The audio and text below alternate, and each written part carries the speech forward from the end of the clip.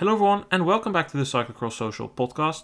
Today is a special episode, a Mount Rushmore edition of the Cyclocross Social Podcast, and with me here is Issam. Yes, thank you for having me. In case you're not familiar with this concept, the Mount Rushmore concept is pretty much that you select your top 4 in a variety of categories. One of our listeners requested we would do one with just classic courses, but we figured we would expand it a bit, so we're going to be covering these following 6 topics. First, our top 4 men riders of all time, then the top 4 women of all time to have raced cyclocross. Third, we will cover our favorite courses of all time, then our favorite courses of now, and we'll end with the top 4 world championships we've seen and the top 4 controversies in cyclocross.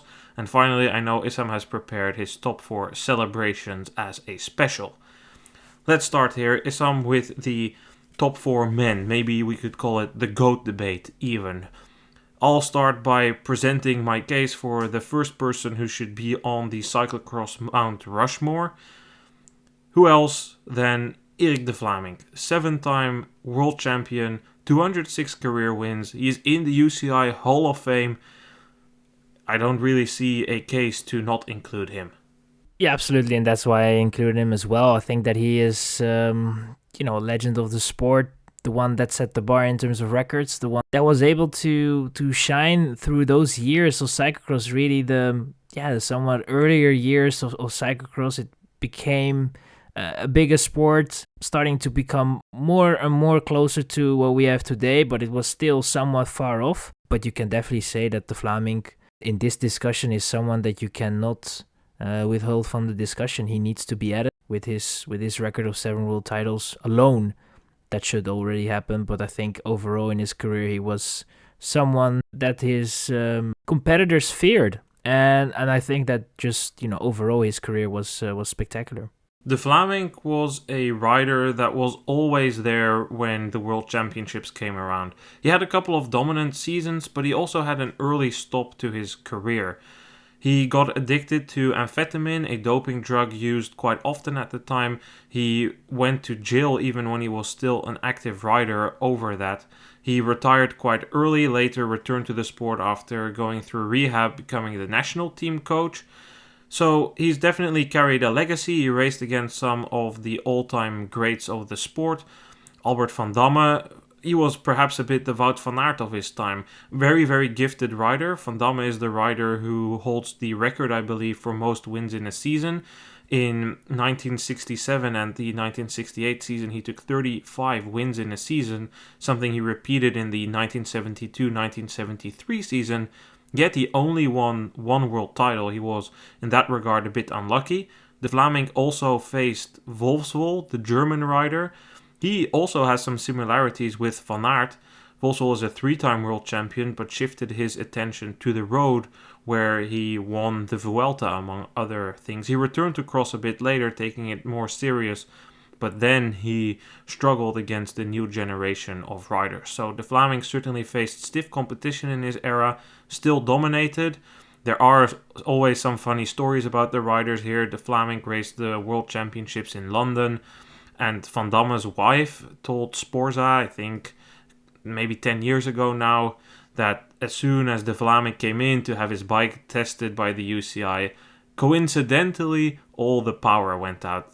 She said something along the lines of, we knew de Vlaming didn't play by the rules every single time, but that's kind of who he was, and it was more the Wild West of cyclocross still back then.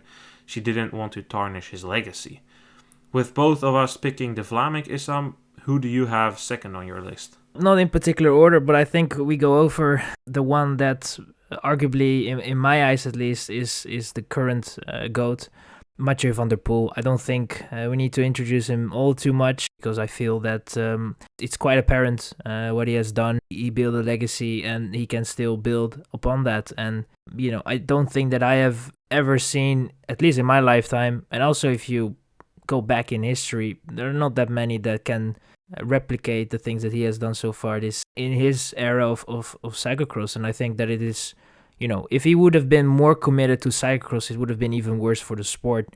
We should maybe be a bit thankful that he's not doing the entire season, and he's a bit picky in his races. Of course, with his combination of also being very good on the road, that helped, I think, for the sport, that it's not that boring in certain periods, and therefore we can have a more enjoyable time watching the cyclocross races. But Van der Poel for me has to be on that list. He's now equaled that record with Erik de Vlaming, and he is looking to break that record, and I don't know who's going to stop him. So for me, he needs to be on that list. I agree. Van der Poel is without a doubt a name that comes onto this list. Good that you point out it's not in any particular order.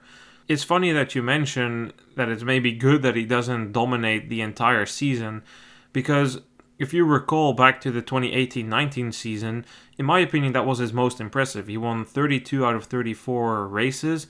He was just on another level. Yes, in 2019-2020, he won 24 out of 25 races. He was also very dominant.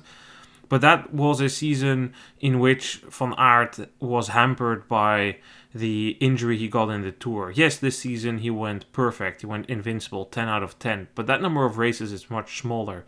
2018-2019, I think, is the best Mathieu van der Poel we've seen in cross. And back then there was a kind of cry from the Belgian media that he needed to start racing more like Sven Nys, that he needed to consider the will of the spectators a bit more because he was killing the sport. Then he started cutting back, and the narrative, it turned around, right? It became, oh, Mathieu, please don't leave the sport. We need you. You're so good. Without you, we would really lose much of our value and our attention. 172 career wins and counting, especially in his early career, technically superior.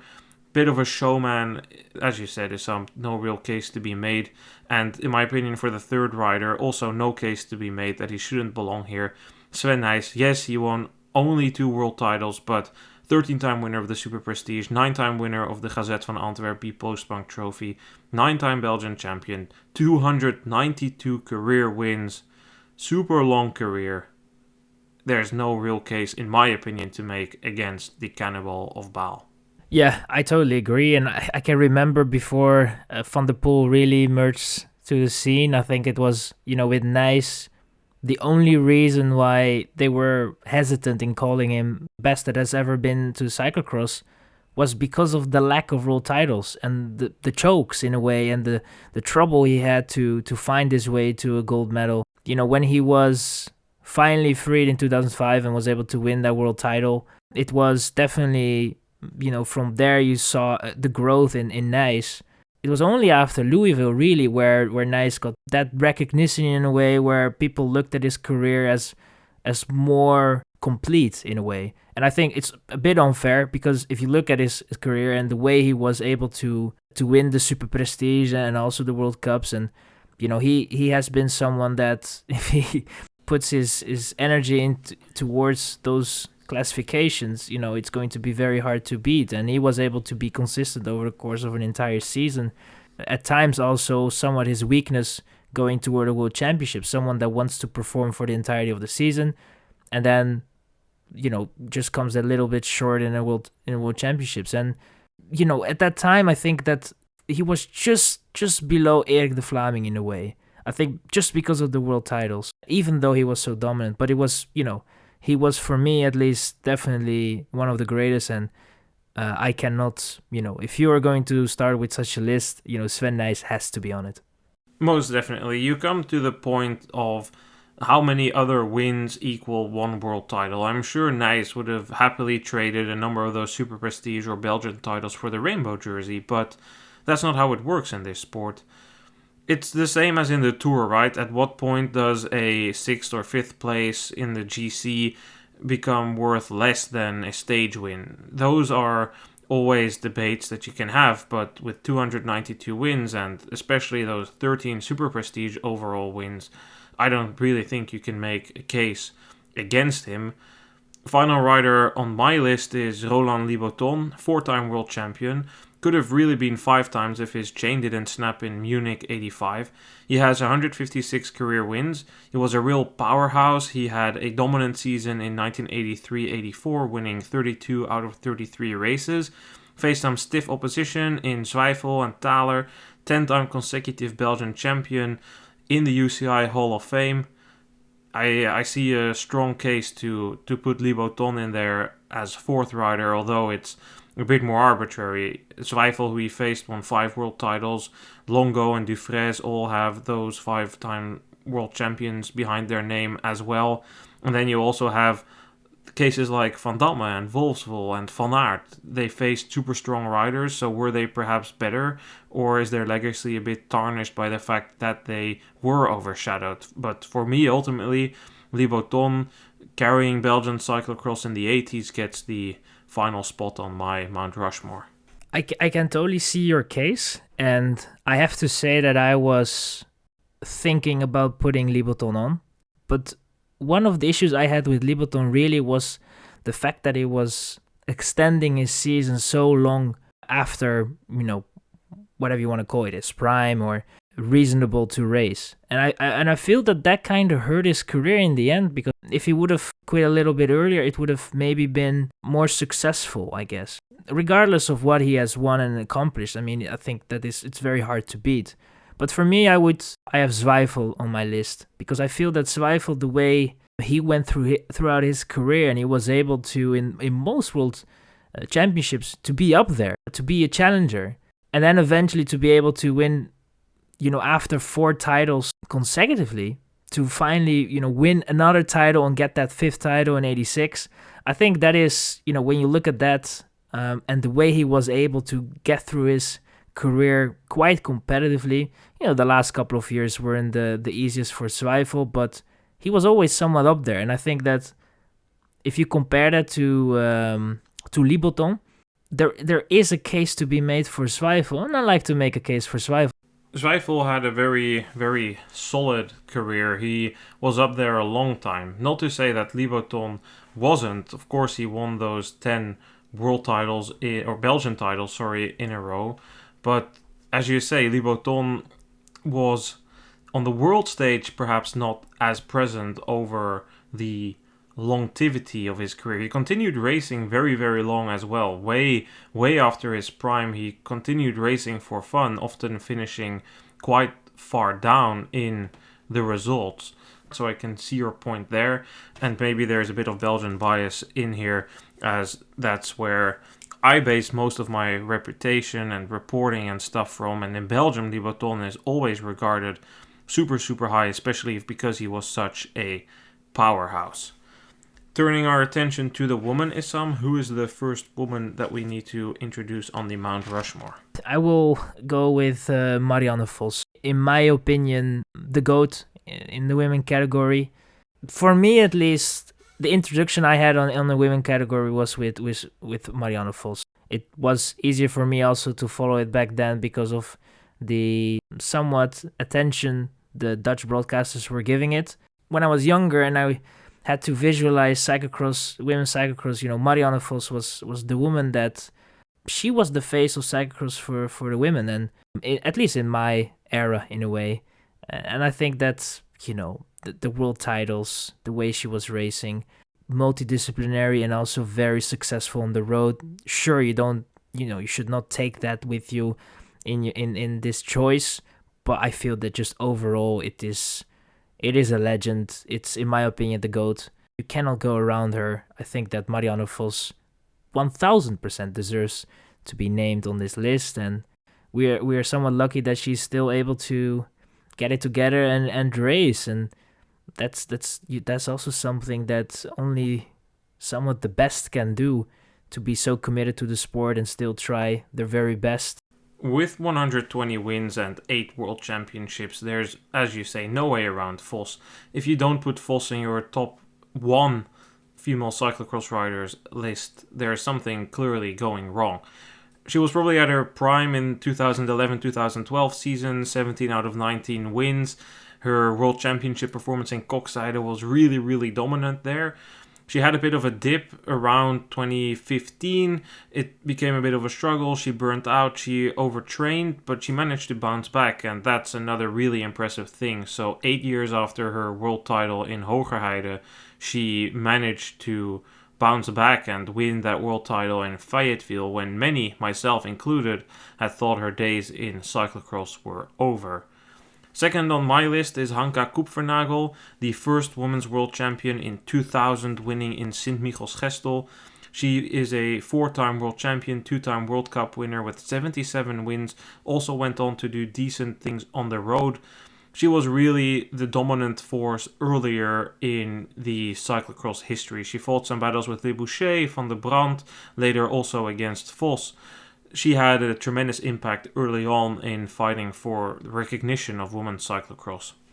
Yeah, absolutely. I somewhat witnessed her later part of her career, but you're totally right. I think that that Kupfernagel was for sure one of the pioneers of cyclocross on the women's side, and that was a tough battle in a way. The way the women had to somewhat almost fight for broadcast, for attention, for a somewhat more equal treatment, and it was so tough at that time. And I think that Kupfernagel was able to, the longevity of her career, being able to be so long at the top steps, fighting for world titles, winning the world titles. I think that that has to be commended, and for sure someone that you cannot deny on this list. She has to be on it as well. Kupfernagel was right there sprinting for the world title the first time Vos became champion, when she was still in high school in Zeddam 2006. She was 32 back then. Part of her career never got the opportunity to be utilized because there were hardly any women's races, let alone at the highest level. She was one of the backing forces to get the Women's World Championships to Sint-Michiels-Gestel. To get those events there, they needed to sign letters or have letters signed and sent in, intent letters from riders from Japan, from Asia, from South America, just to prove to the UCI that women could race. There have been some interesting reports on there that the UCI just thought, well, women on cyclocross bikes, that's nonsense, we don't want that, it's bullshit, it harms the image of the sport. A sentiment that has carried on in Belgium for a bit longer than we should have wanted. Yes, some races put on women's races. Yes, if there was a world championship in Belgium, they were kind of forced to put a women's race on, but only when Sanne Cant came to the forefront of those races did the attitude in Belgium start to change. That's why Cant, based on her tremendous legacy, is the third rider here on my list. She went on to win 3 consecutive world titles. She has 131 career wins, 15-time consecutive Belgian champion, but above all, and maybe it's not completely fair to riders that I'm leaving off here, I'm putting her on because of that legacy, because of the fact that she helped vitalize women's cyclocross in Belgium. She never had super dominant seasons. There was always this, oh, well, we know that there are competitors that can beat her. She always had vulnerabilities on types of courses. To me, the most impressive win was the World Championship in Valkenburg. That's a type of course that didn't suit Cant. The hopes were not really high that she could take another world title there. Ronse, Koppenberg, those were the types of courses where Cant struggled, but she had a tremendous day there, took on Katie Compton, fought really, really hard, and ultimately secured the victory in a final lap battle. That was, for me, the standout performance of Cant's career. Yeah, I totally agree. I think that for Cant, it's just, as you say, in her career, there were always women that in a season were more the favorite, and you kind of always knew that if they had their day, it was going to be difficult for Cant to beat them. 3 world titles consecutively. And as you say, the impact, especially that she was able to have on Belgium and the way they were looking at women's cyclocross, almost unimaginable, because there was all of a sudden there was attention. Broadcasts were all of a sudden almost becoming a priority. The summaries became a bit longer, and they got mentioned. And I think that is an impact that, for me at least, weighs a lot. Of course, if you look at cyclocross as a whole, and you look, for example, at Le Boucher, for sure, that is someone that, in terms of what she has been able to achieve in that early phase of women's cyclocross, could be potentially on the list. For me, it's 2 reasons why I was not able to make that commitment. One is I have not seen that much from the early races at the time. And second, it's the impact that I weigh in terms of what Kant was able to do. And there are going to be for sure some that think that, but Kant was not that dominant and Kant was not really able. But it's there is more to it than only the wins and the status. I think it's a lot more than that. And also the way she had to basically fight the odds, because it was not normal, at least in Belgium, to produce such a talent in the women's category. So for sure, Sanne Kant has to be on it, in my opinion. Yeah, I can only agree with that. It's really, really special, and we'll touch a bit more on her legacy this upcoming weekend when she has raced her final cyclocross race in Oostermalle. But we can really not underscore enough just how big her role has been in pretty much putting women's cycling on the map. So many of the races were in Belgium, and whereas in other countries women's sports and cycling was adapted a bit more, Belgium stayed behind really long. I recall an anecdote from an interview with Kant I read this year, in which she shared, when I was racing in Hofstade, half of the people weren't there, and the half of the people that were there were having their backs against the courses. We were now racing ahead of the men elite race, but for many races in the season, we needed to start at 10:30 in the morning, or sometimes at 9:30, before the 15, 16 or 17, 18 boys came onto the course. They were literally still putting up the banners. Sometimes the fences weren't properly up. No TV cameras, no press. We raced, went home, and we raced for no money. So really, after that race in Hofstade, where she was at the front, she said that she felt that during the race, as the announcer kept saying a Belgian rider was in contention for a World Cup win, people started turning around and actually paying attention, slowly but surely embracing women's cyclocross for what it is. Now I'm curious to know who you have as final rider here on your Rushmore. I had to think about this in a way, but eventually I came to the conclusion that I feel comfortable putting Fem van Empel on the list. It mainly has to do with already being able to win the world titles that she has won, but I also put next to that the way she has been able to, especially last season, this season was a bit more of a struggle, but the way she has been so dominant last season, I think that if you also just look at the potential that is still there, for me it's very hard to overlook her at the moment.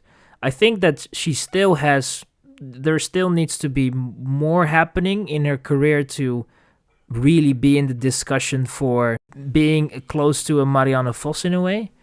But I think for now, as I said, I'm very comfortable with putting Van Empel on the list. I feel that she has already achieved quite a lot. There is a slight anticipation of what is still to come in a way, in the sense that, this is someone that is real talent and someone that if she has everything going her way, there is still a lot possible.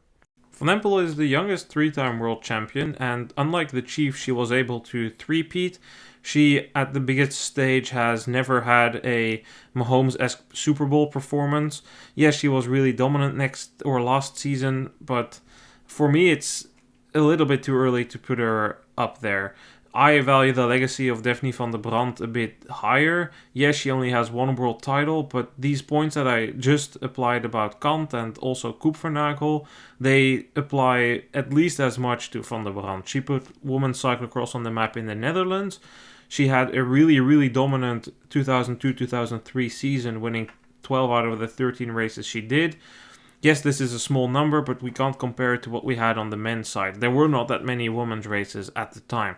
She has 115 career wins, which is really a lot considering the time she raced in. And she was technically really refined, probably one of the most technically refined riders of her time. Ask me again in 2 years, I'm probably going to tell you, yes, Fem van Empel will take her place, but for now, I'm going to put Van der Brand. So, summarizing, Issam, we've had 2 Rushmores now, our top 4 men and our top 4 women. In the men, I had Sven Nys, Roland Liboton, Erik de Vlaming, and Mathieu van der Poel. Who did you have again? Mathieu van der Poel, Sven Nys, Erik de Vlaming, and Albert Zwijfel. Then here I had for the woman Marianne Vos, Hanka Koepvernagel, Sanne Kant, and Daphne van der Brand. And for me, it was Marianne Vos, Sanne Kant, Anna Kupfernagel, and Fem van Empel. Then moving on to our favorite courses of all time. For me, coming in, one of my all-time favorites, Swiss courses. Switzerland used to be the epicenter of the sport. This is where cross was booming.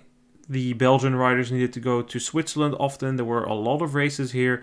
And when the Super Prestige started, they were not a fully Belgian series. They had rounds all over the place. They went to Italy, Spain, but also Switzerland.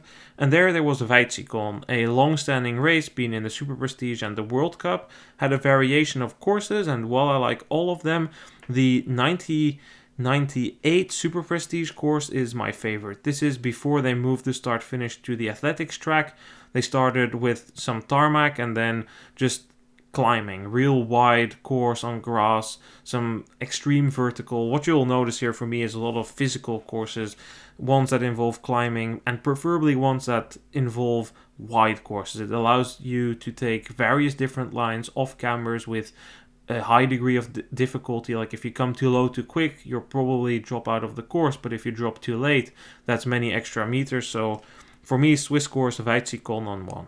I will follow you in terms of the Swiss courses, but I will go with Eschenbach. I feel that Eschenbach, for me, their biggest high having the World Championships in 95. I feel that Eschenbach for sure is, if you ask the riders of that era, that is definitely one of the courses that they will mention. It's typical Swiss in a way. You know, if it's somewhat more muddy, you know, be prepared to be running. And it can be tricky at times, but I just, you know, the Swiss courses at the time, and I don't know where it went wrong for Switzerland, but the Swiss courses at that time were, they had character, you know, and that is something that you sometimes look at it, what I have at least with cyclocross right now, is that you look at a course and you're like, man, it lacks a little bit of character. And I feel that the Swiss courses, they had something. You know, there are definitely a few that were comparable to others, and some were a bit dull. But I feel that Eschenbach, for me, should be on that list. I had to say I was hesitant in terms of, because I had Hagendorf as well, but Hagendorf didn't have that many editions. They had a few. I think they also had a World Championships that they organized, but eventually I went with Eschenbach. I think Hagendorf definitely deserves, for me at least, the mention, but it was Eschenbach for me. Yeah, Eschenbach really, really was a great course. It was also on my short list, but I eventually gave Weizikon the benefit of the doubt. So some real great courses in Switzerland. If you want to see, just go to YouTube. There's a ton of archive cyclocross footage on there for Weizikon, Eschbach. All the races that we're mentioning right now will be there. Second for me is a Spanish course, Zarautz, another course that has quite some climbing, not as much as the Swiss courses. This was a Super Prestige race, among others the race that I specifically picked out in 1987. It took place on a campsite in Spain, right at the coast, stunning venue, the sea there, and it had two big climbs, one on semi-paved, one on grass, and the rest were super wide, swooping downhills with the riders panning in front of the sea. Real difficult course, really beautiful, up in the north of Spain. Again, just absolutely stunning to watch those videos. Oh, that's a good one. For me, I will go with Hofstade. You know, Hofstade for me also, I guess, has somewhat of a personal preference. For me, at least, it was one of the first races that I saw on TV. You know, it's also quite a nice course. It goes somewhere around that lake with the sand. It's tricky, and the racing there was always good. It was always somewhat close. There was always a battle. Someone could be in the lead, and then he goes through the sand, and he messes up a little bit, and someone is then able to get back. You know, nice at there, quite some battles. It was, for me at least, when I was watching a race in Hofstade, you always knew you were in for a treat. I liked that combination of somewhat your more typical Belgium race, but then also with the tricky sand, and it was a race with character. I really loved it, and it is, some could definitely make the case that it wasn't the most special race. I have maybe my personal preference and my personal bias in a way, but for me, Hofstade was definitely a race. It's a shame that we don't that we don't run it anymore. But it was, for me at least, definitely a course that I needed to add on the list. Hofstade is also a pioneer course, Issam. If I recall correctly, it's one of the first races that kind of had this setup of we're racing around this recreational summer lake where especially the local youth will come to swim with some sand, a bit of forest, and now we have quite a lot of them. Heerde, Mol, Lille. There's quite a lot of those races on the calendar now, and I think Hofstade was a trendsetter in that regard. Yeah, absolutely. At that time it was definitely very hard to find those races, and that was what it made. It made it very unique in that regard. And as I said, I think that race was definitely it was a special one in a way. It was part of the World Cup for a long time. It's definitely one that I think needs to be mentioned. My third course on the list is Milan, the 1991 course, the Gran Premio Mamma Papa Guercicotti. Course with a start straight of a whopping 9 seconds before taking a right-hander into one of the biggest run-ups I've ever seen.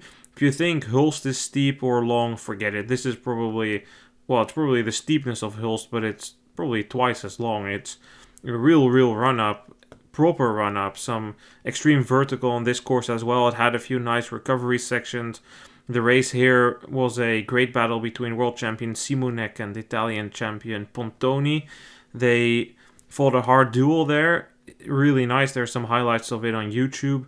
And that's, of course, here the thing, right? Like, we weren't alive back then. We just based ourselves on as much YouTube archive footage as we've seen. So that will also be the case later when we cover our favorite world championships. There have been world championships that undoubtedly have been great battles, but unfortunately not with enough TV coverage to really say anything from it, or sometimes no TV coverage in terms of highlights at all. But back to Milan, really great course. This race has been moved around a number of times, but that 1991 course really stands out in the sense of a tough course but balanced. Tough in the sense of steep uphills, big drops, after the drops a couple of shoots up the next climb, but also a few balanced sections making for some good racing. And if you're wondering, do they know this? I didn't know about this course till you sent me some footage of it, and I have to say I can see your point. It's a great course. I mean, for my third pick, eventually what came up was Namur. I feel that Namur, especially before Verwecke was thinking that it was all of a sudden okay to mess with that course. I think that before that it was a great course. I think it was a course that was super hard to replicate. It was tough, but you could definitely, it had a nice combination. It wasn't only all about the power. Technical abilities played a role. Oh, if it's going to rain, well, get ready because it's going to be tricky. It was one of the courses that you kind of look forward to when you were at the beginning of the week, and then you look into what is next this weekend, and you see Namur pop up, and you're like, wow, this is definitely a race that I wanna watch because it's just going to be great to look at. Even if that's one of those races where you can look at and enjoy, even though the leader is 2 minutes ahead. And I feel that, those type of courses are just special. They need to be cherished. Thankfully, the changes that are done on the course right now are better than when they were introduced at first. Although I think that, it's still a course that has their downsides. But I feel that, back in the day, Namur was a great event, and in my eyes should be on the list. Namur is still one of my favorite courses. I, however, agree with you that the old course was a bit better for racing. The introduction of that cobbled climb, and yes, you're right, it's better that we don't have that stupid stairs downhill in there anymore. When they said, oh no, they won't feel it, and then in the broadcast you could say, doink, doink, doink, doink, doink. Even I think Marcel Meissen getting stuck in the rut there because his big chainring got stuck in one of the stairs. So it's good that that's done, but the old course was, I feel, a bit more balanced. The off-camber was more tricky because they dropped in from the top and it was significantly wider. Now it's become still very challenging, but the addition especially of that cobbled climb means that the racing gets a bit more stretched and a bit less competitive in that sense. But yeah, definitely some fair points to include the pre-reform. I think they reformed the course in, I would say, 2018, 2019. I recall a very great battle between Van Aert and Van der Poel on the old course. For me, for a final course, I wanted to include a modern course. I did think about Namur, as you said. A few other options I thought about were Spa. As said, I like technical or physical courses. I thought about the old Koppenberg course. I thought about old Kokzijde.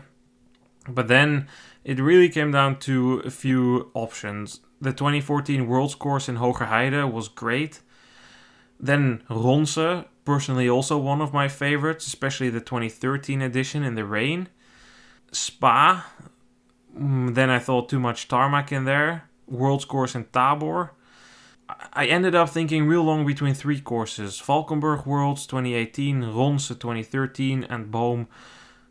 But I ended up picking Valkenburg 2018 because, again, it's such a unique course. It really resembled the old Swiss courses. It had a lot of vertical. It had one of the longest uninterrupted climbing efforts I've ever seen in a cyclocross race. And yes, I do really love Ronse, but what ultimately made me put Valkenburg on there was the downhill in Valkenburg. Those swooping S's downhill, those put it over the top for me over Ronse, which also had a cool downhill, but the one in Valkenburg was just that little bit better for me. That's really a good course, and they gave us a good World Championships as well. I did not really think in where you were heading, that direction. I was looking towards a course that maybe is still currently being raced on, and eventually I came on Kokzijde, and I have to say Kokzijde is also one of those races in which I like the previous versions a little bit more, especially if I look at a 2012 World Championships. That course was great. It was more, there was maybe less moments where you needed to be running. The sand, I felt just more natural in a way, and I think that just Kokzijde for me is just one of those courses that we also very hard to replicate. It's, you need to go to the dunes in a way and find a course there, and still it's going to be hard to replicate. And I think that a lot of the riders definitely will recognize such a race, and especially if you're very good in the sand. I mean, if you're not, you're probably going to hate this course a little bit more. But I think just Kokzijde was it is a very special race, and it's a race that is unique. The sand just is great to have, and riders through the sand is definitely for me at least, one of the better things to look at in cyclocross. I think sometimes it lacks a little bit of that. But maybe the combination is good enough. The balance has to be there, I guess. So for me, Kokzijde is my final addition to the list. Kokzijde, really, really good course. I considered putting it in for the top 4 courses that are currently on the calendar, mainly focusing as requested. This was the specific request, actually, the top 4 current courses. But I didn't include it in the current list, and there's a number of races that I didn't include for the reason that I think they are a downgrade on themselves. I really like the course in Zolder. It's balanced and usually makes for quite good racing because it stays relatively close together, yet you can make a difference. But the current course in Zolder feels like a downgrade from the 2016 Worlds course. The current Kokzijde course is, I feel, a bit over the top. There's so much sand that the racing actually suffers from it. It's probably a bit of a reoccurring theme because I made the same point about Namur. Sometimes less is more. Koppenberg cross, same. It's so much climbing that the racing there most of the time kind of sucks. So that's why I didn't include these races. But topping my list, probably my favorite race on the calendar, Issam, is Zonhoven. I absolutely love this venue, the atmosphere, even though I shouldn't really count it. I had to. It's just amazing in the Kuil. If I can recommend people to go to one Belgian race, I always tell them, go to Zonhoven, go into the Kuil. You have great overview. There's a TV screen. You can see them come by 3 times each lap.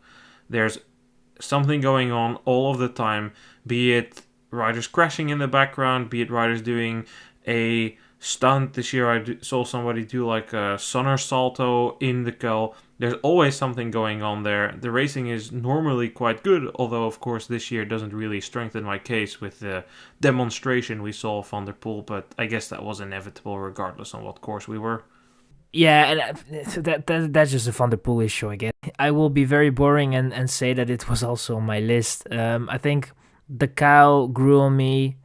To be honest, the first time I saw it, I cannot really pinpoint a date of when. Day one, you saw it and it was like, wow, this is spectacular. This is great to see. And over the years, they changed the course a little bit left and right, but I feel that the energy that Zonhoven can give you in a way in terms of when you're looking at that race, it's also one of those special races, and it became one of those modern classics in a way. And I feel that it would be a crime to not add it on the list. So for me, I would definitely agree with you and just say that Zonhoven is a perfect addition to the list. And what is your second course on the list? Yeah, so for the second one, I will keep it in Belgium and come up with Overijse. And for me, Overijse is I could argue that probably the course before the additions made was probably a bit more interesting, a bit more old school, I guess. Now it's less so, but I feel that still, if you look at the current calendar, I feel that Overijse, for me at least, needs to be on the list because no matter the circumstances, you're going to have good races. I think that the course is very challenging. At times you look at it and it reminds me a little bit of those Swiss courses, depending on your camera angle. But you know what I mean. It's in my opinion, it's a challenging course. It's a tough course, but the combination is somewhat there. The riders get tested quite well, and it's just pleasant to look at. So for me, yeah, I think if I look at this current calendar, for me, Overijse has to be on it. I actually quite like the changes in Overijse. Well, and of course, with Overijse, changes is what changes, because the course changes every year, but the venue is great. I really like Issam, and feel free to correct me if you disagree, but the fact that they took out that massive, long, paved road climb, I think really made the race a lot better. Especially when they did that climb and then also added the cobbled section after, I thought things were getting out of hand quite a bit, but the changes over the last year, they've been forced to relocate the start-finish a number of times due to roadworks. Regardless of them, it's worked out quite well, and yeah, regardless of the weather conditions, the racing is usually quite good. Yeah, I agree with you on that. I think that, for me at least, I would say that in terms of racing, for sure, the paved climb and also the cobbles, it was a bit too much at a certain point. But, if you look at the history, it definitely was, it was, that's the course. It was more traditional that way. It's just, if I look at that, I liked it in a way. It had that character to it with the couples, but for sure, if you look at the racing specifically, I think that the changes, if you look at them right now, they have been for the better. I should not be too harsh on that. It's quite evident, to be honest. And as I said before, I think no matter the circumstances, it's a good course, and it can provide some great racing. It's a good course, but it's not on my list, although it was quite high up there. The second course on my list is Hulst. It's a relatively new addition to the calendar. It has some aspects that I'm a bit critical of, especially the big downhill after the mill. I don't necessarily think the downhill is really the problem, but if you recall the podcast we did from there, my main concerns have been on the safety. They need to have a boat to get somebody that's injured badly in that downhill gone quite quickly. Apart from that, it really puts the riders to the test. It has extreme vertical. I love extreme vertical. Steep downhills, long uphills. It provides some of the best shots for the calendar. It's a very technical course, one of the most technical ones on the calendar. The course they had this year, but also the one they had last year, I feel was kind of a bit of the sweet spot that they have. In the past, they've overdone it a little bit. They had a few too many of these bankings and single file off cambers. But the way it is now, also removing that bottleneck super early is quite nice. So for me, Hulst will be second. Is it also on your list, Issam, or is your third course different? It is not. It didn't make it. I have to say that it was similar to your situation with Overijse. For me, Hulst was also one that I considered for sure. It's also a personal list in a way, and I think that if my own opinion on Hulst is that It is a nice course, and I think that the circumstances this year, or this season at least, helped it to be even better. But it's hard to explain. But it's just, for me, it doesn't really work. It's not a terrible course. Don't get me wrong, and I really love it, what it can bring. But eventually, when I had to make the decision, it did not make my list. Third, I will keep it in Belgium, and I will go with Ruddervoorde. Ruddervoorde for me is, I just love the way it challenges the riders with the small turns, and you have to just turn around and get it going again, and then you have that sandpit. It's just, for me, Ruddervoorde is somewhat of a special course that grew on me more and more over the years. And yeah, it's just, when you start with the season, it's just, you're kind of counting down towards the part of the season in which the priority of cyclocross is probably at its highest. But Ruddervoorde for sure fills in that gap quite well. And in a way, if you look at the course of Ruddervoorde, a lot of elements from that course have either been, you see it back in other courses, or when a new course is created, you see that they sometimes replicate a thing or two. I'm not saying that Ruddervoorde came up with everything, but it's interesting in a way. And I feel that just those elements, it's at times frustrating for a rider, I think, but as a viewer, it's probably it's great watch to just see the riders struggle through every corner. Ruddervoorde is a good course. It's a Belgian stereotypical course, farm field with a ton of corners, artificially made hills. I like it in its way. It's definitely a trendsetter. Middelkerke has become pretty much a copy of that course. There's quite a few courses that, as you say, take inspiration from that. It's not the reason I didn't put it on, but sometimes I do think that courses would be better off avoiding becoming a copy of Ruddervoorde. Don't get me wrong, there's nothing wrong with having courses like Ruddervoorde on the calendar, but it feels that race organizers and perhaps the TV has played an influence there. The pressure to slow it down to get more visibility for sponsors has played a role there. But the more corners you put, especially these silly 180s where nobody really makes a difference, all they do is stretch the peloton, and as a result, they break up racing, making it less tense. I think some more straightforward courses can often be better for racing, and that course designers would do better to remember that instead of overloading courses with features. Less is sometimes more, but Ruddervoorde, this is their brand mark. This is how the race has always been, and that's completely fine. I didn't put it on my list. I chose another Belgian course, Gavere.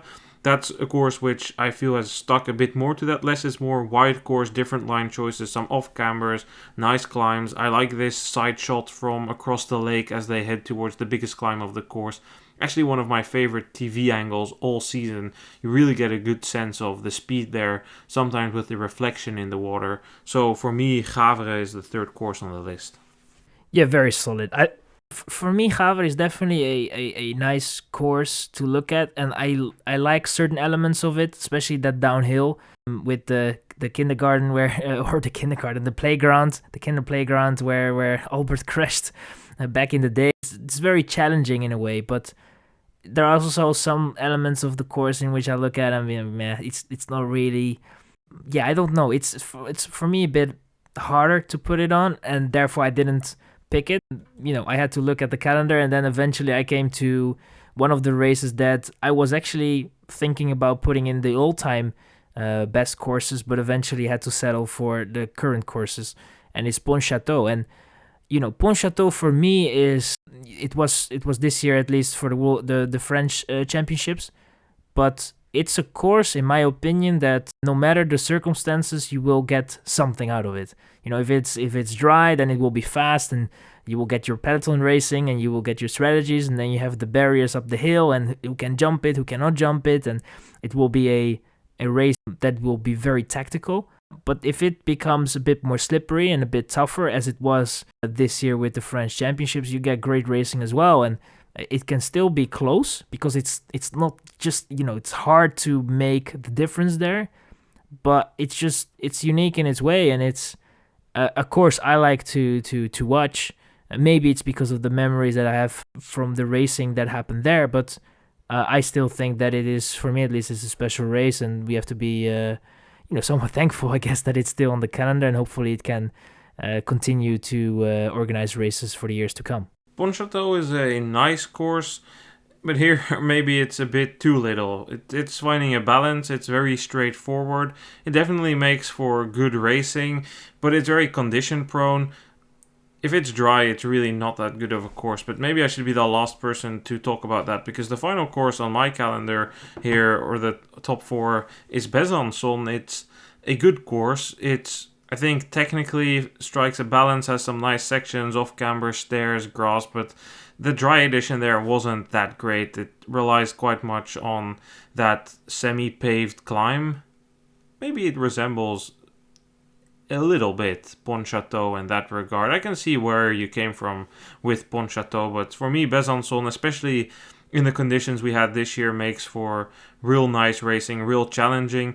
And now we've just focused on the biggest races, right, from the big series, as was us, the classic courses from the classic series. But there are some great courses outside of the series. I did consider putting Tabor in there, but ultimately didn't make the cut. But from the real races outside, Ostrava, Czech Republic, fantastic course, fantastic venue around a former steel factory. As Pontes in Spain, beautiful course with some steep banks, probably like 10-15 second efforts, a bit longer than in Ruddervoorde, with sand around there. Firenze, Italy, has a very nice course just outside of Mugello circuit. Troyes World Cup is also quite nice. I really like the course in Waterloo. And then finally the Bretsen is also building towards Ruddervoorde. And I know you had a few courses to add in this context as well, Issam. You mentioned quite a few. Some of the Coupe de France races I watched were quite interesting to look at. Some of the Basque races as well. What we currently have is, I feel there are a lot of races that are on the calendar right now in the somewhat smaller classifications or smaller organizations outside of Belgium and the Netherlands, by the way, which I'm talking about, and even outside of France, which don't really get the attention that they deserve if you look at the courses. But it's very hard because the organizers cannot really organize a big race. I'm not trying to make a case here or anything, but it's just trying to explain it's very hard to highlight the better races in a way. And I feel that this is definitely, especially if you talk about the current season, it's definitely one which can be very different for someone else, just because of experience or the racing there or anything else, because you just saw the races that I haven't seen maybe. So yeah, that's what just kind of the nuance that I wanted to add, really, more than really adding other races onto it. I think that it is, if I look back on the list, both of us, looks quite good. Yeah, so in summary, the courses of all time, for me, Weizikon, Sarans, Milaan and Valkenburg. Yeah, and for me it was Kokzijde, Namur, Hofstade and Eschenbach.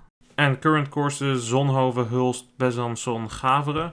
Yes, and for me it was Overijse, Zonhoven, Ruddervoorde and Pontchâteau. Then 2 more categories before we hit the Issam special of the top 4 celebrations. Let's start with our top 4 World Championships. As mentioned before, a disclaimer here, not all the World Championships were televised. For me, all the World Championships, therefore, are after 2000. I did go through a few before, but starting off for me, Zolder 2002, Many Elite World Championships, has a great backstory. Nice, has a good season, comes in as favorite, but it's not a good course for him. It's too fast. Mario de Klerk, 2-time world champion at that point, is heavily favored on the type of course. Nice knows he needs to pull a trick. He cannot sprint against de Klerk, who's not alone. He has support from Tom van Noppen. The day before, after the pre-ride, they order the biggest ice cream they can find at the dessert of the team dinner to get into Nice's head. Nice has a trick, however. He's put a front chainring on that is smaller, so he can ride up one hill on the course. However, de Klerk knows this and tries to get to that hill first, blocking the path up there. Nice, at that point, considered outmaneuvered. He's behind de Klerk. There's one corner, takes an outside line, jumps over the tree roots, goes around the tree, passes de Klerk, rides up the hill, places his attack, has de Klerk under serious pressure, But ultimately, it doesn't stick to the end. De Klerk comes back to win the title. But that move by Nys is one of the all-time best moves in cyclocross. I totally agree. It was the pressure that was there as well for Nys to be first there, and definitely also for De Klerk knowing that, okay, I gotta be first there on that hill, and the anticipation, it was the risk taken there. There are not many that can think of such a move. I think also that you don't have that much time to think about such a move. It's pure instinct, and you just take the risk, I guess, and if it goes wrong, it goes wrong. And it didn't go wrong. Eventually, it wasn't enough for Nys. If you look at moments that happened in a World Championship, that is definitely a very memorable one. One, though, that didn't make my list. For me, I eventually came on the 1997 München World Championships, and it's for several reasons, I guess. One of which was the winner there was Daniele Pontoni, with Frischknecht in second and Bramati in third. That was the last time, actually, in a World Championships that we didn't have a Belgian or Dutch nationality on the podium. If you look at that race was quite, in terms of calling it a crisis for Belgium, it definitely was. But if you then look in the junior categories, which were coming up, then you had obviously in the under 23 with Sven Nys and Bart Wellens, both jumping the barriers. At least Nys was definitely the one that was just technically a little bit more advanced than Wellens. But Belgium at that time definitely knew that something was coming up, and something had to be coming up from the youth categories, because it was in the elite categories, it was just not really working out at that moment. You had the Verwecke that was still trying to grow in his career and try to seize the moment later on in his career with the world titles that he was able to win. I think for me at least, München was a race which, maybe in terms of the race itself, it wasn't that crazy. It was eventually Pontoni that was just able to blast away and get the title. But it's just, for me at least, it's just, that was definitely a moment in which cyclocross was, maybe people were thinking that it was heading towards a direction, but it was basically on its way back towards somewhat more that Belgium hegemony that we were seeing on the men's side. It was definitely a turning point in the history of cyclocross there. Munich, great course by the way, also one that I considered putting on, but there's so many great courses that not all of them could make it. Belgium had a crisis, as you said, because after Liboton, they were kind of lacking. The sport became a bit more international, and there's some funny interviews from that time, but also from later, from 2011, the paradox in Belgium. They want the sport to become more international, but as soon as the sport becomes more international, they complain that they don't win enough medals anymore. And the crisis in Belgium should always be relative, right? Because after Liboton's title in 84, they won a title in 89 with De Bie, who jumped the barriers in Pontchâteau. Then Herreigers won the world title in Koksijde, which we'll touch upon in a little bit. And then it took a bit longer. In 98, De Klerk took the title again. But that's still not an existential crisis. If you take 2 world titles in, that's like 14-ish years, that's not bad at all if you compare that to the other countries. It's not a massive crisis, but yeah, you're completely right in pointing out that it was a turning point in cyclocross, because after that the Belgian golden generation arrived. De Klerk hit his prime, youngsters Verwecke, Nys and Wellens came up. They dominated the sport for a decade. Then a bit more competition came back up, but they really centered the sport around Belgium. The epicenter of the sport moved from Switzerland to Belgium. Super Prestige scrapped the non-Dutch Belgian round, so no more Italy, no more Spain, no more Switzerland. Eventually the last race standing was in France, but that one also got taken away, the GP Denain.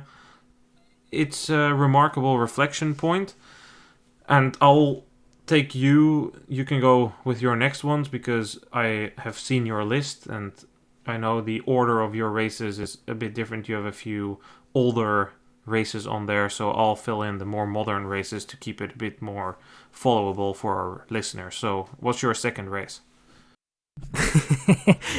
Yeah, you have seen my list, but there is one that is from quite a recent time. I think I will add that one, and then I will go to the older races that I have on my list.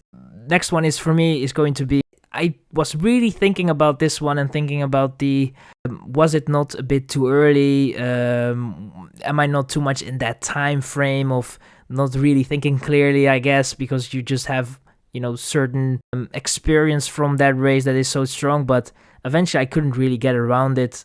For me, it's going to be the Hogerheide 2023 World Championships, and for me at least, it was the whole build-up towards that race. I felt that it was very intense, and it was both parties were claiming to have a chance going towards that World Championships. You had the whole thing going on with I wouldn't call it a controversy, but the father of Mathieu van der Poel being responsible somewhat for the build of the course, and all of a sudden that became an issue with the media, or at least it had to be mentioned. Then there was the talks about the barriers on the hill in that final part of the lap, and Van der Poel can maybe jump it, Van Aert probably cannot, and not with the same speed, and that could be a very decisive moment.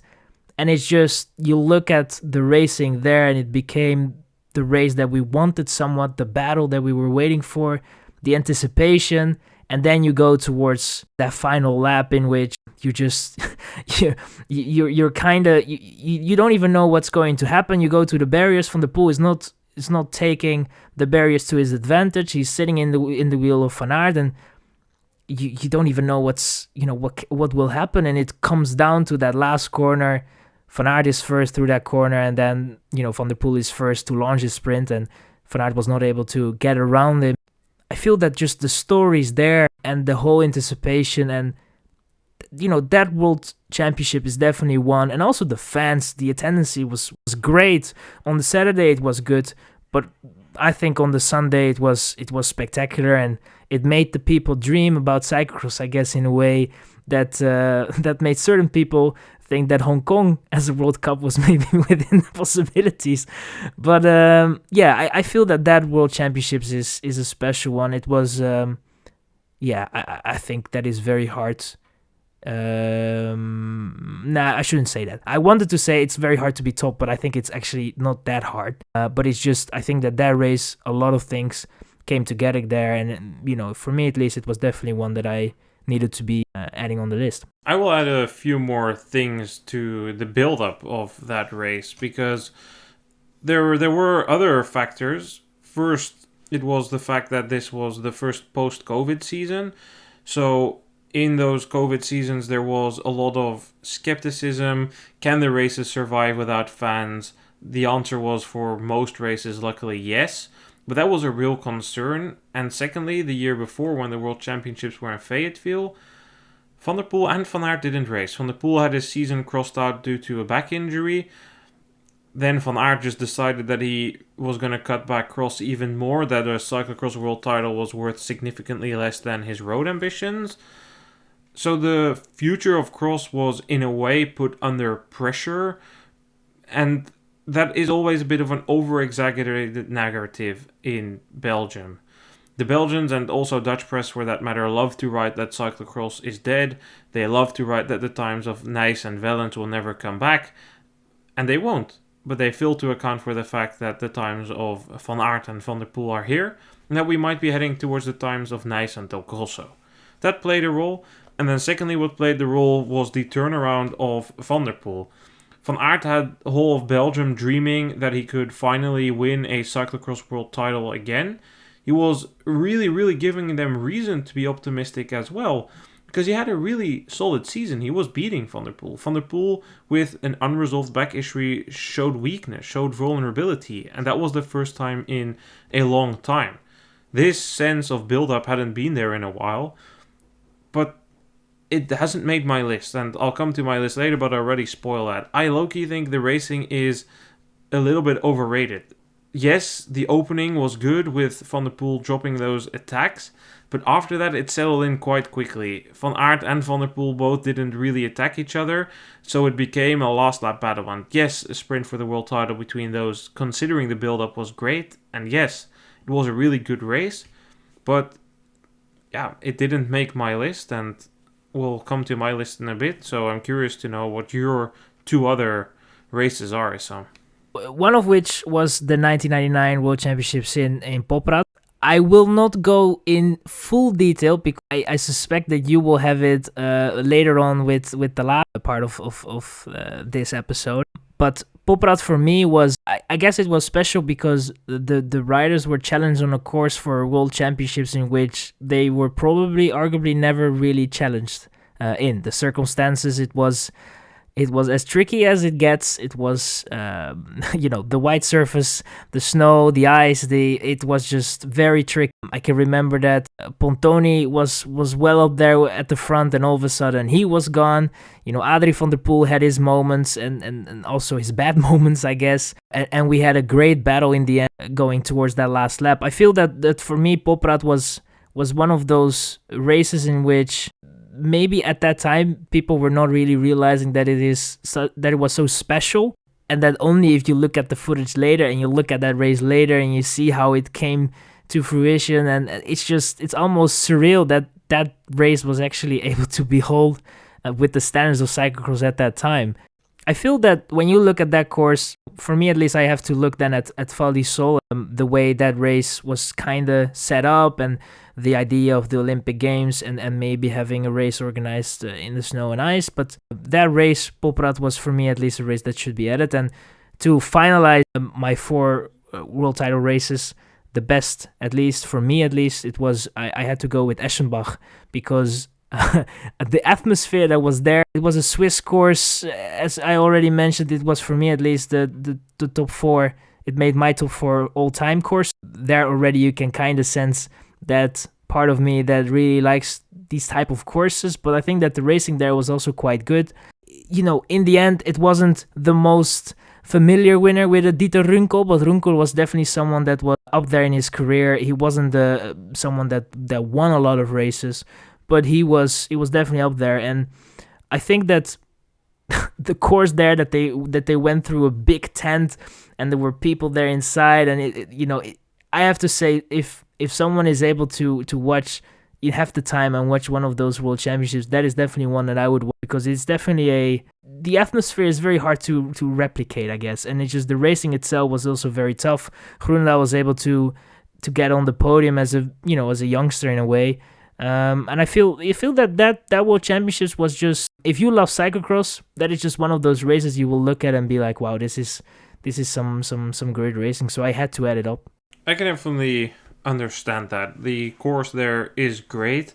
About Poprad, I've watched that race. It's actually quite entertaining. It comes down to an unexpected last lap battle. You mentioned Val di Sole. I've heard reports, although I've never really been able to confirm them, that they poured diesel onto sections of the course, lit it on fire, just so it could melt, so it would become rideable. That's how cold it was. That's how frozen and slippery it was. So the racing there was really good. For me, I already had Zolder 2002. The third race on my list is Louisville 2013 Men Elite World Championships. It was a great battle. Final lap came down to Nys versus Klaas van Tornhout. Not necessarily one of the biggest names of the season, but a rider who always was good at the championships. He typically prepared for the championship by being sick for races before. His fan club even had a song, a parody to a Dutch children's song about a girl who's always sick except on Sunday when she goes to the church, but she never needs to go to school. That's how they were singing about Van Tornhout. Always Van Tornhout is sick, except on Sunday, because then it's time for the championship. Nys, on the other hand, was very late in his career. Issam, you mentioned that Louisville really, really elevated his position in the greatest of all time debate. You're completely right with that. Before that one world title, it was always a big, big, big problem for Nys to perform at the championships.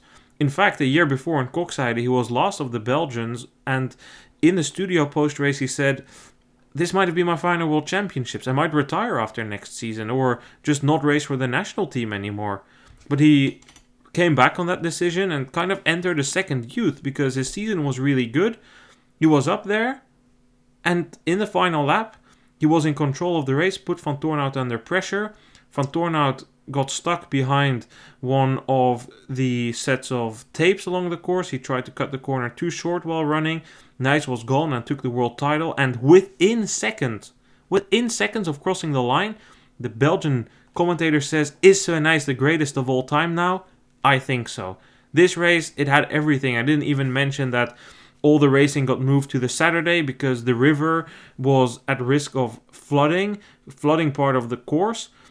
Of course, change, controversy. Watching this in Belgium, where they had on the Belgian TV a reporter on the ground in Louisville who was on this super old school radio connection, sounding very ancient, especially for if you listen to it now. But even then, it was a bit ancient. It just had everything, and it was, I think, a real great battle.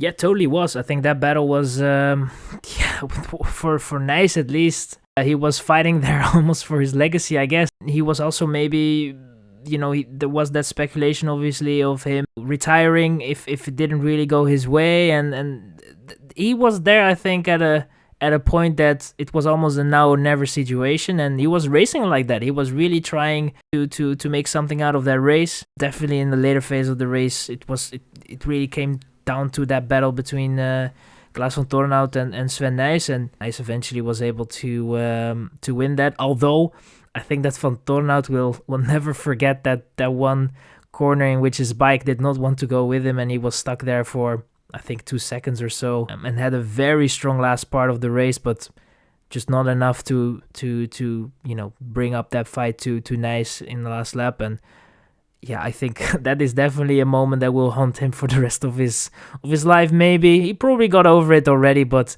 I still think that was next to Nijs having very good legs. That was also one of the decisive moments. Another decisive moment in that race was the fact that Albert suffered a lot of misfortune. He had an early puncture, recovered all the way back up to third, but then suffered more bad luck later in the race.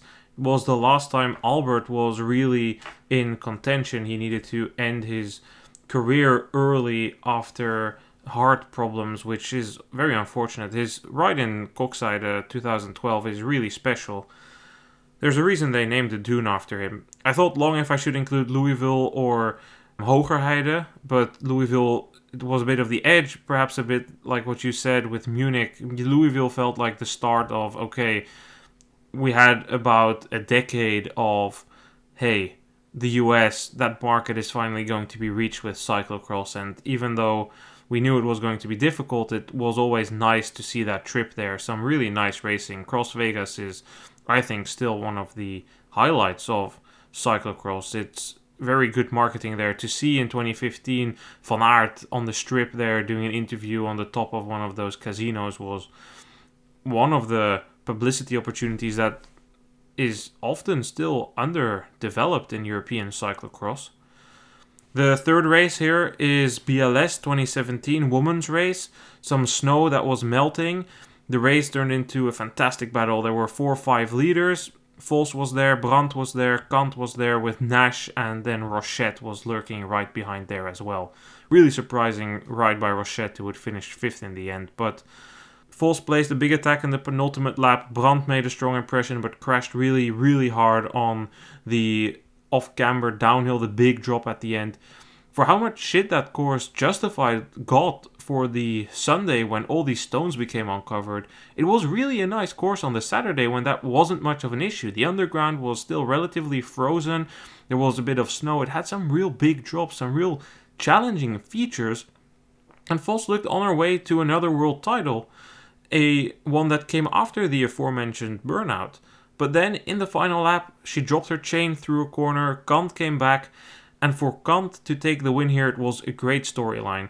She put everything on the line. She made some daring passes on Vos. She, on that big drop, which I just mentioned, in the final lap, sent it, overtook Vos, then outplayed Vos by putting her on the wrong side of her wheel so she couldn't sprint around. And for Kant, it meant a lot. It was her first world title. She had put women's cycling on the map, as we discussed earlier this episode. But they were kind of running impatient with her. When is she going to become world champion? This is Sanne Kant. Why are we backing her so much? She had that good season, but she disappointed at the World Championships in Heus de Zolder. The year before, the World Championships were also not that great for her. She really was under a lot of pressure, and when Vos went away, it felt like the ship was sinking, but to come back, turn it around, and win the title was a really special moment in Kant's career. Really special moment for women's cyclocross in Belgium, and also a climax to a really thrilling race.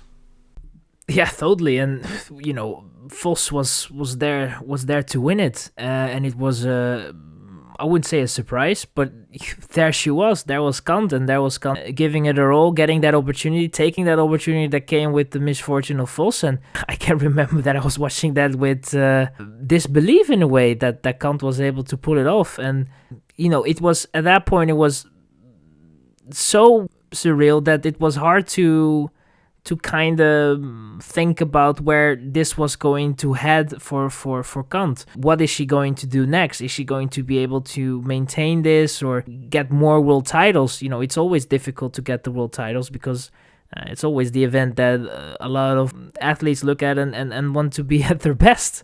Yeah, for Kant, it might also be in terms of mindset, probably after finally getting that one, that for sure had to do something with her mindset and also mentally, just knowing now, getting that confirmation and knowing, okay, I am now on a level, or at least I can reach a level in which a world title is realistic. And there she went on to win a couple more.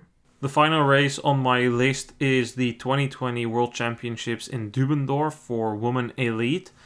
Coming into this, there was a real takeover. This season, Celine del Carmen Alvarado really broke through. She was still a U23, opted out of racing the U23 World Championships, instead racing the World Championships, and she had fought some really tough duels with Annemarie Worst that season.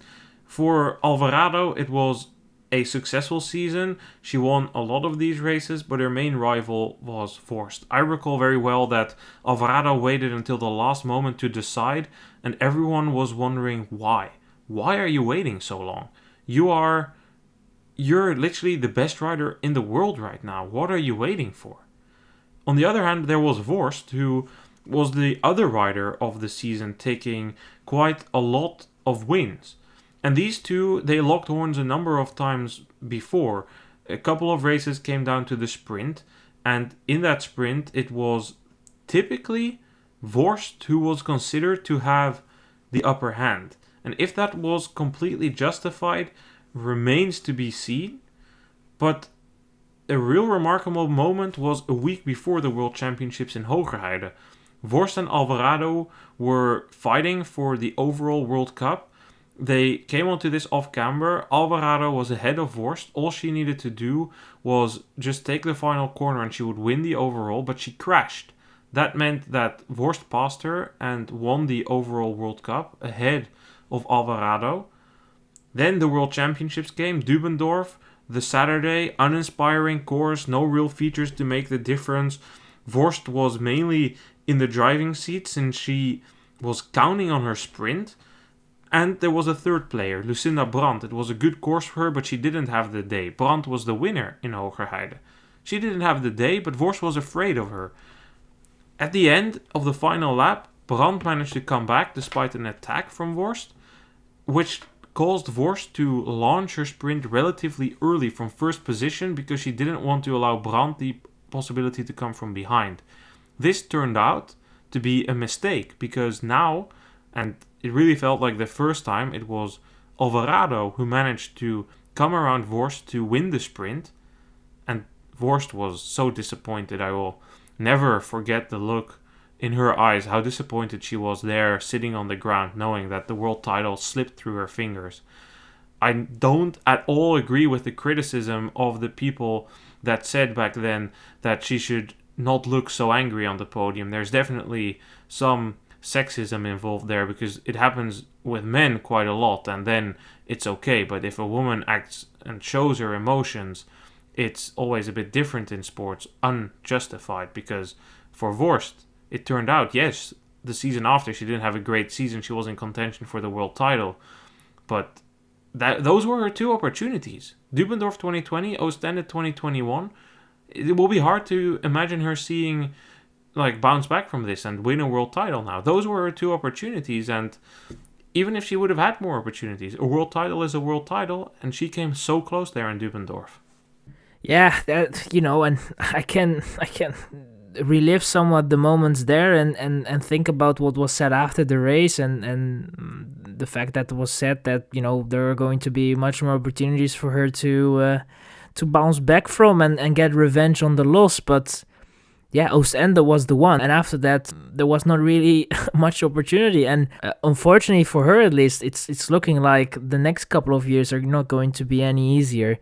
That is sometimes how crazy it can be with cyclocross. Sometimes those opportunities, you don't want to miss them because you don't know what is going to happen, how the sport is going to develop, especially on the women's side. I think on the men's side for sure it also plays a role, but on the women's side it's just growing in a much faster rate, and the one talent is being overtaken by the other in a way. And I feel that Vorst and Alvarado somewhat came up. It was more of we were looking at that and be like, okay, that's going to be the generation that we will see for at least the next 5 to 10 years, maybe dominate the sport. But how much that landscape has changed in a way, with the likes of a Peterson, Van Empel coming up, and just what is still in the making in terms of talent that is coming through as well. If that all goes well, it's it's going to be difficult for someone like Vorst to still be in the mix for a world title. But yeah, I can see the points you made on that list. I have to say, if I look at both our lists, I would say you did maybe a better job on it, but I'm still quite satisfied with it. Let's move to the top controversies now, the rushmore of controversies. I'm kicking it off with a real throwback to the past, the 1964 World Championships in Hanover. The Germans had a favorite in Wolfswall here, but they went a bit too far. And I chose this because it kind of shows how silly cyclocross can be sometimes. The German Federation designed a course that was deemed too easy because it favored Wolfswall too much. And then the other nations, mainly Belgium and the Netherlands, complained hard. Please, they need to change the course. This is unfair. The UCI gave in. They forced the Germans to change the course. What happened? Nothing. Wolfswall with a complete walkover, easy victory. It was quite funny, and again, it sometimes indicates how small cyclocross is and how little it has evolved, because you mentioned it earlier, Issam, in the Hogerheide World Championships, there was the similar debate with Adrie van der Poel designing the course. We've had it before also with Albert designing courses when he was training Van Aert. So it's quite funny to see a reoccurring theme. Yeah, the sport sometimes it looks like it's if you want to go back in time, just follow cyclocross because you have the feeling you are a couple of years back in certain situations. For me, I will kick it off with BLS. Particularly the reason that you gave already somewhat in terms of the disaster of the Sunday race, and especially on the men's side, the punctures. Tiregate in a way. 2017, the World Championships, we got, the anticipation of the battle between Mathieu van der Poel and Wout van Aert.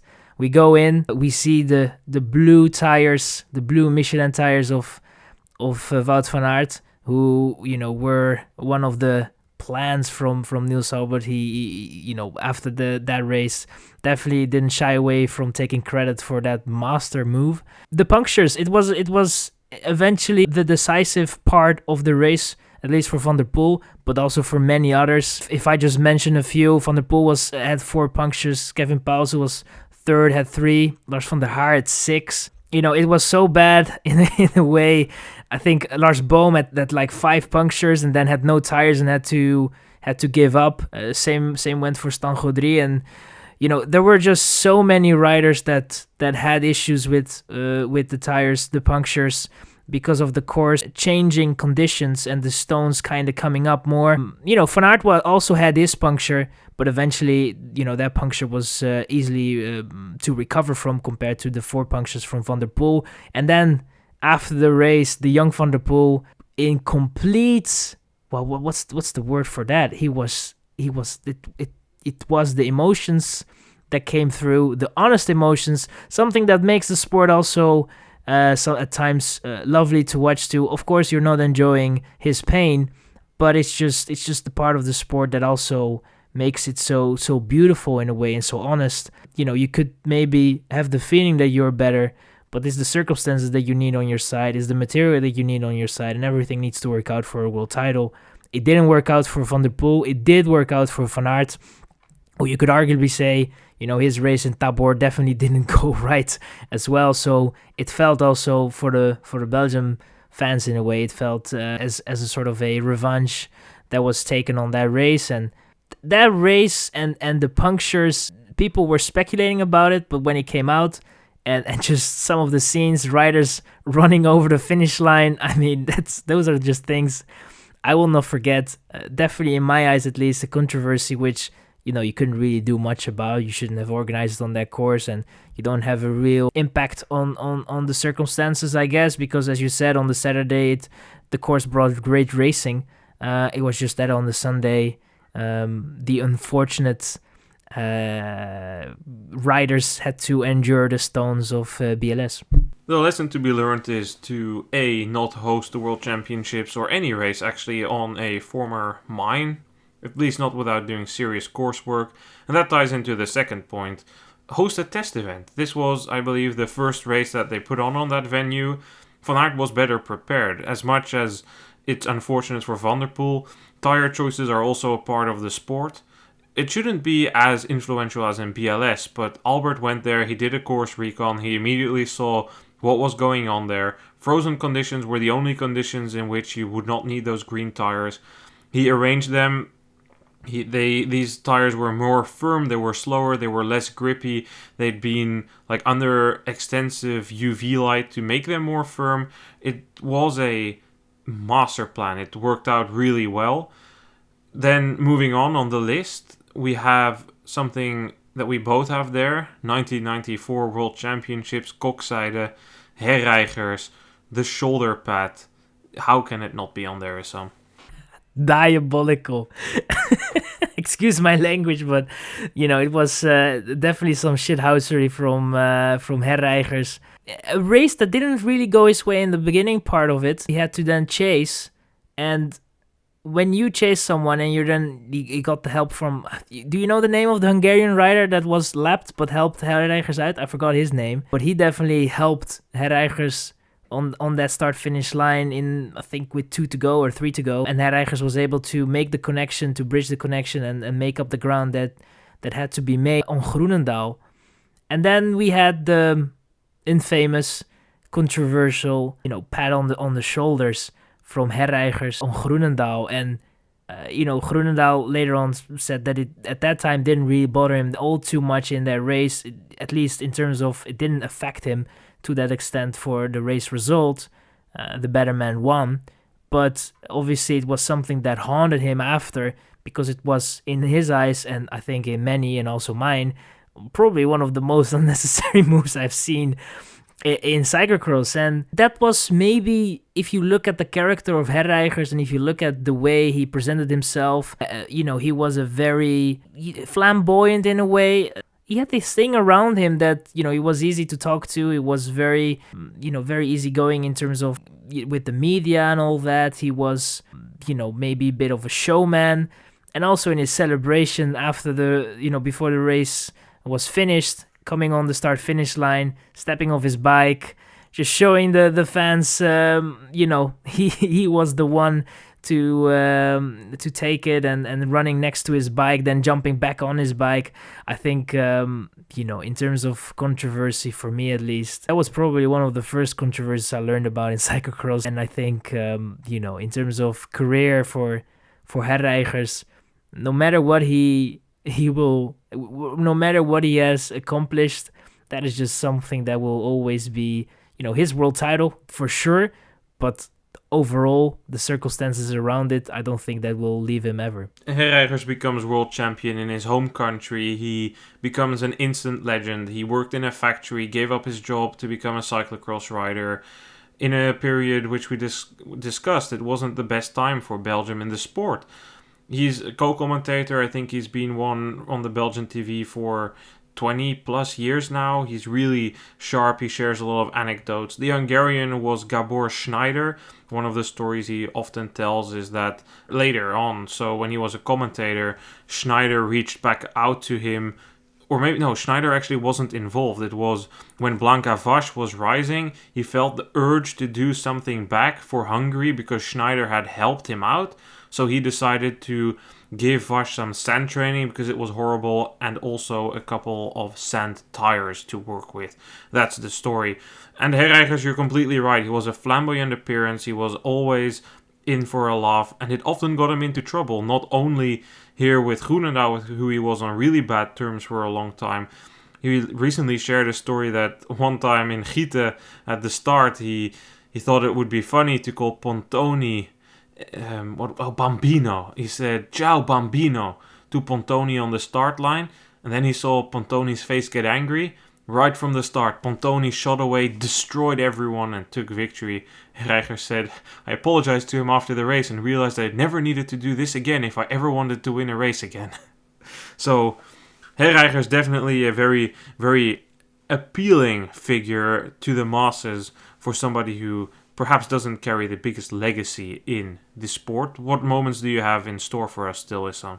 I will go for the World Championships in Lembeek, and for the reason that World Championships had quite some things surrounding it that I would say were not the greatest in terms of professionalism.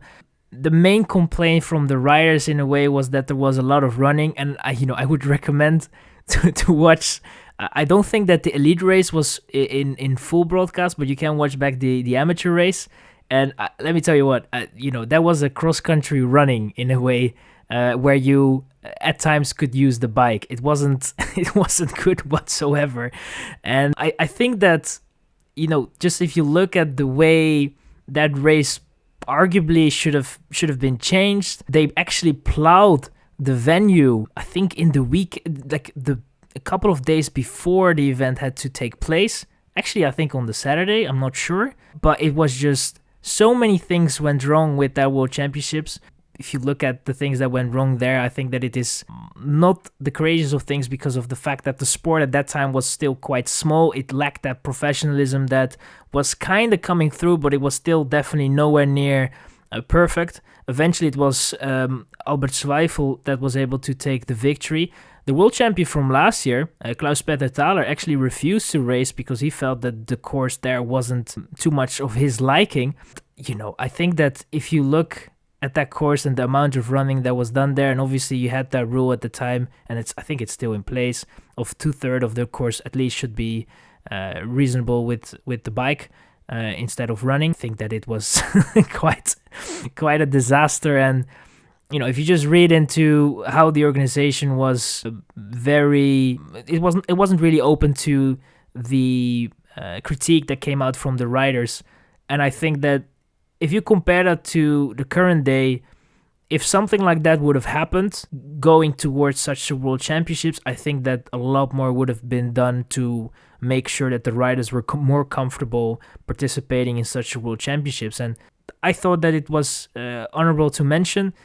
Some even called it at that time the World Championship of shame, and I think that in the end it was it was a World Championships that it was good to see that Zweifel was able to take his 5th title, but it was definitely not the World Championship that went the greatest. That's definitely one of the crazier World Championships on the calendar, on the history of the sport. It's really, really crazy the way that everything played out there. I'm going to circle back to Poprad now, Issam. This race came down to an unexpected final lap battle. Vervecke was up front alone, but Mario de Klerk, defending world champion, here he is again, controversial figure. Definitely not my favorite rider ever, but he put everything on the line there. He was in the chasing group, he wasn't alone. Adrie van der Poel, fast sprinter, was on the wheel. He decided, I want to become world champion. In the final lap, he attacked. He brought Van der Poel with him a long, long way. Only just about as he was at the point of catching Vervecke, Van der Poel dropped. De Klerk won the world title, but Vervecke felt betrayed. It was a little bit controversial, not as controversial in the end because Van der Poel wasn't the one winning. And then de Klerk also kind of realized that he was in the wrong. 2 years later, the World Championships took place in Tabor. The course was a bit further up the hill compared to where it's held right now. The two Belgians, de Klerk and Vervekke, were up front. Final lap battle, this time against the Czech Petr Dlask. But de Klerk, master of the trickery, pulled open his book in the final lap. On the stairs, he put his bike wide, blocking Dlask, allowing Vervekke to open a gap. And it was a bit of a payback, order restored. At least that's how it was seen and perceived in Belgium. It was really a gesture for Poprad, de Klerk kind of admitting he knew he was in the wrong there and kind of could make up for it this way. Mario de Klerk. That is also someone that, if we talk about behind the scenes, the tricks that he played at times, the mental warfare as well, which Nice also had to endure, and I will come to that. Also, the way Mario de Klerk was stating himself after what he has done, and showed really no remorse or at least admitting that he was maybe someone in the wrong. He was very adamant on the fact that he was just right making that move, and I think that just made the situation even worse. So, in terms of solutions, that was probably the best way to pay back for that World Championships in Poprad. And you need to have that, opportunity in a way. Thankfully, at least for those two, it was given to them. And they were able to restore the order in a sense, at least that, they were both teammates and they knew that they could use each other's help in various situations. I will go with, I guess, somewhat of the similar riders playing a role in this. I will go with Sint-Michiels-Gestel. The only World Championships being won by Richard Groenendaal, his only one. Okay, so you have to understand that at that time you had Groenendaal and you had Nice that were definitely the ones that looked to be the biggest favorites going in towards that race. And also in the season they were very strong. But there was always Mario de Klerk who was able in the last lap to kind of make use of those two guys fighting very hard against each other, racing against each other, and then Mario de Klerk at times was able to pick his moment and win. And it's very hard to beat Mario de Klerk in a sprint, or at least in the last lap. It's just, he's very explosive and he can really pick his moment. If he picks his moment, you give him the opportunity, hard to beat. So both Groenendaal and Nice were racing for Rabobank, and when they went to this World Championship in Sint-Michiels-Gestel, which is in the Netherlands, and for Rabobank it was definitely a race in which they wanted to have at least one of their riders, didn't really matter who it was, to win the world title. They tried to make sure that before they went in towards that World Championships, that they had an agreement that they would not race against each other. If one of them would attack, the other would not chase. Didn't really matter who was going to be. There was not really something planned. And that was kind of the agreement they went into this World Championships. Now, one of the things that happened before the race, when the riders were somewhat there on the start-finish line waiting for the signal to be given, they were informed that a certain part of the course has been changed. No one really kind of knew what was happening. Groenendaal later stated that he knew and that everybody should have known because it was very clearly stated. But if you pick it up from the other riders, they were very sure that they didn't really know what was going to happen there. And they just heard it, but they didn't really know what to make out of that.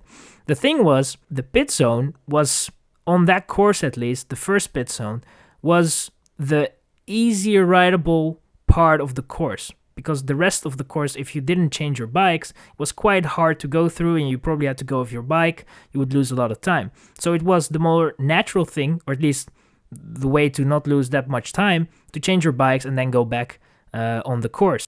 What they didn't know, at least all the riders apart from Richard Groenendaal, was that specifically the changes that were made on that course were allowing the riders that were not changing any bikes, or at least not changing bikes that lap, to actually get through quite easily. And they found some grass parts there where it was easier for the riders to get through. With that in mind, they started the race. They are going. Groenendaal, with that information in his head, is not changing bikes. All the other riders are changing bikes. And there you had the situation, which I guess if you watch that race, or at least you're somewhat familiar with the situation of doom in a way for Sven Nys, because he looks behind, and who is there? Mario de Klerk, and he knows that he is now in a very difficult situation because Groenendaal is up front. The agreements were made as Rabobank riders, but yet you have also your countryman in terms of Mario de Klerk behind you, and he, is expecting that his fellow countryman is going to help him out. And that didn't happen. And lap after lap, we just saw this. Yeah, I think for Nys, it was at that age, he was very young at that time, probably one of his toughest moments in his career. He followed the orders that were given from Rabobank at that time. Groenendaal eventually got the world title, but I think of all the three that eventually were on the podium, Groenendaal was, somewhat happy, and obviously you can understand that, being the world champion. And then you had both Nys and Mario de Klerk crying, because for de Klerk, it meant something to win that title, and he definitely wanted to have that streak going in terms of world titles. And for Nys, he really got some words thrown at him after the race, and maybe also during the race. He got a lot of boos, and he felt, or he kind of knew that he fucked up in the sense that wasn't probably the most reasonable thing that he had to do. He should have played it out maybe a little bit later. It was, in terms of controversies, that was definitely one in which you look at and you very much feel for Nys, especially a young guy that is up there. And that was also an event that eventually took a toll on his career, at least that earlier part of his career, because he was seen as a traitor. He was seen as someone that more as a Dutchman than someone from Belgium. And that's very tough. And, when you have all the people against you, it's just something that you cannot... Yeah, it's very hard to cope with, especially so early on in your career. Eventually, he was able to turn that around. He got that first world title in St. Wendel. And, then it started to become better and better. But yeah, that was definitely in terms of controversies, yeah, that was definitely a tough one. This is for sure the most influential controversy of our time, probably of the entire history. A few things to add here, right? So when they go into the pits in the first lap, this is not just the pits like in the races that we see now. It's not just a tape with two flags. It's actually a bit more of a detour. There's an empty spot of fences in between. It really is significantly slower to go through the pits. I think Groenendaal opened the 6-second gap through that alone. Secondly, and I don't think I need to explain this too much, but the Dutch and the Belgians, they hated each other. They had a long, heated rivalry, which was very different than it is now with Van Aert versus Van der Poel. Van der Poel is more respected in Belgium. If you remember the times of Boom versus the Belgians, that's the same level of hatred that there was towards Groenendaal. He was the Dutch guy. And for Nys to, under pressure, which it kind of sippled through but got completely overwhelmed, to put his trade team, a Dutch team, ahead of country, commercial over country, was absolutely not done. And as you said, trader, Dutchman, he got booed, he got a lot of beer thrown at him. Also, just 10 years later, people still weren't over that. It was really, really influential. And it also ties into my moment. So my controversy is Nys in the 2003-2004 World Cup. It was the season of Bart Wellens. Nys was overclassed. He was outclassed. He was overthrown. He had a few good seasons, but now Wellens was the man of the moment. He didn't win a classification or championship for the first time since 2000-2001 season. But that was only because he went into the final round in Pijnacker, where the Belgian team got their revenge for those world championships. Nys was in a good position to win the World Cup. He could count on his team. At this moment, the World Cup was still ridden with national teams, but the Belgians were eager to outdo Nys. They sprinted hard and made sure that they all finished ahead of Nys, who had a bad day, to make sure that not Nys but Groenendaal won the World Cup. The roles were reversed. This time it was Groenendaal who was benefiting from the fact that the others were eager to put Nys in his place rather than Nys helping Groenendaal win. Nys was furious after the race, saying that he was never going to work for Belgians again. From this moment, he was going to focus on himself. Het Nieuwsblad, Belgium's biggest newspaper, their headline the day after was "War between our cyclocross riders." They quoted, among others, Tom van Noppen, who said, if Nys needs to sell a race to a Dutch rider, he should wonder why all the other Belgians are now turning against him in favor of that same Dutch rider. It was a clear payback for those World Championships in Sint Michielsgestel, actually very close to where I live. I've raced there myself, actually, pretty much on the same course. It was quite enjoyable, but enough of that. Nys really was upset. I believe that same evening he still went on a training ride in the dark and prepared the World Championships a week later. You can correct me if that's wrong, Issam, but that's what he tried to do. He was good at the World Championships a week later, but he couldn't get it done. So yeah, ultimately from there, Nys dominated. The era of Wellens, who had 2 really good seasons, was over. Nys took reign of the sport and became the cannibal, winning pretty much what we started with. Issam, a long podcast, and I know everyone's been waiting very long for your moments, the 4 best celebrations in cyclocross. Yes, so indeed, the celebrations, my 4 best celebrations. I will start off with one I think that is, I guess, yeah, you can call it, famous, I guess. I mean, Pidcock is definitely someone that doesn't shy away from being original with his celebrations, and his Superman celebration, I guess, is, it's not something that you see that often. It's definitely done before, but the way he does it, it's just, I guess it has something, and a rider of his caliber being able to come up with such a celebration is definitely something that should be that should be praised, I guess. And sometimes it's just fun to see a rider go crazy with his celebration. So I guess Pidcock, for me at least, will be on my list, or on the list. For third, I will go with Del Grosso, with his celebration in Hogerheide, the World Cup Under 23, where he, the race itself, he was dominant there. He had his crash on the barriers, and then later on jumped the barrier still and was able to cruise to victory.